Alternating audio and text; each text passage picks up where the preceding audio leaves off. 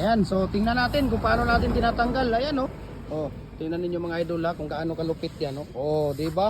Ang bilis naman nakahila. Walang iya to. Ayan, so tingnan natin dito.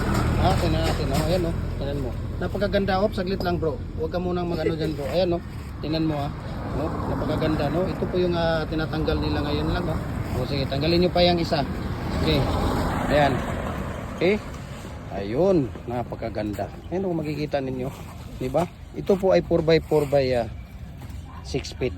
Yan po ang haba niyan, 4x4 by 6 feet. So, ayan, lagay niyo muna yung mating dong. Lagay ka muna ng mating. Tingnan natin kung paano nilalagay yung mating. Ayan. So, muna tayo. Mating, ayan. Mating muna tayo, mating. Okay. Lagay yung mating. Ayan, yan po ang nagpapatibay ng ating fence concrete post, no? Tatlo ang nilalagay natin na kabilya dyan, yung deform bar natin sa loob. Tapos pag 6 feet, 6 po yung nilalagay natin na stirrup, no? Hindi kagaya sa iba, 2, tapos 4 lang yung stirrup. Sa atin pag 6 feet, 6 ang nilalagay na stirrup. Pagka 7 feet, 7. Pagka 8 feet, 8 na stirrup ang nilalagay natin, 3 deform bar para matibay, tigas at maaasahan. Dito lang kayo sa Gem Hardware and Kukulamber and Concrete Products. Ganito ang brands. Ayan, sa lahat po ng mga concrete products, dito lang kayo. Wala kayong ibang hanapin pa.